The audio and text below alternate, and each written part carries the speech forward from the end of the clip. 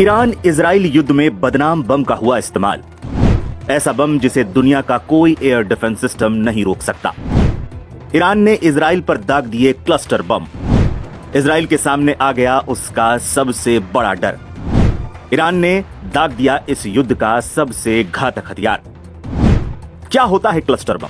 क्यों पूरी दुनिया इससे थर थर कांपती है? जानेंगे सब कुछ इस वीडियो में।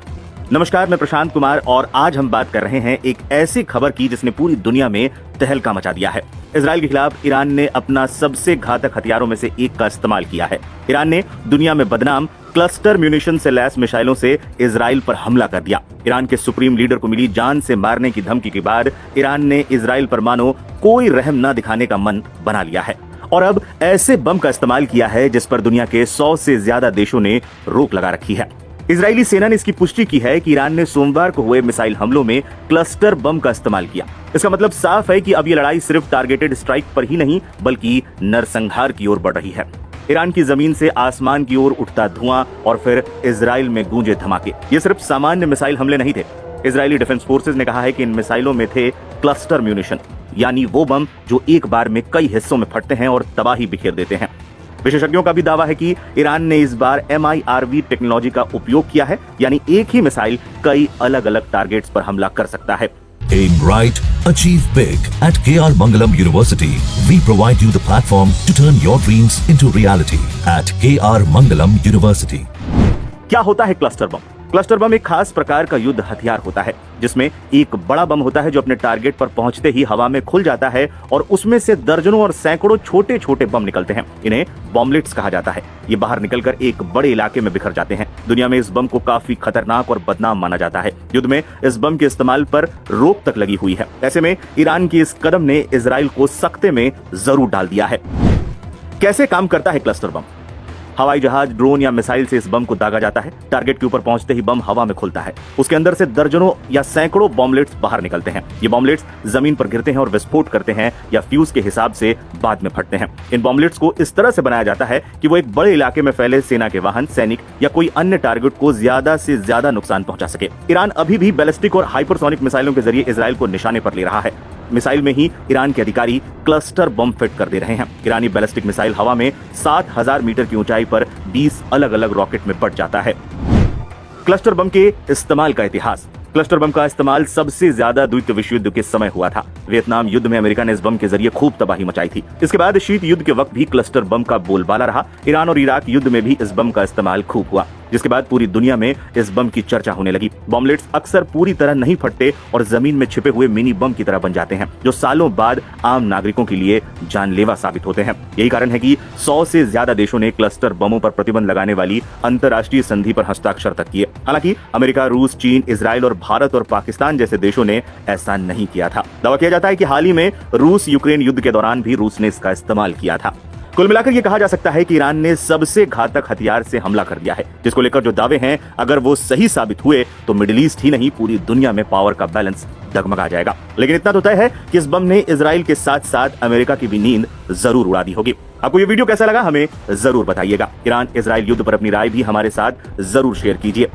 आप और किस तरह के वीडियो देखना चाहते हैं हमें कमेंट करके भी बता सकते हैं। यूट्यूब पर हमें देख रहे हैं तो चैनल को सब्सक्राइब जरूर कर दें।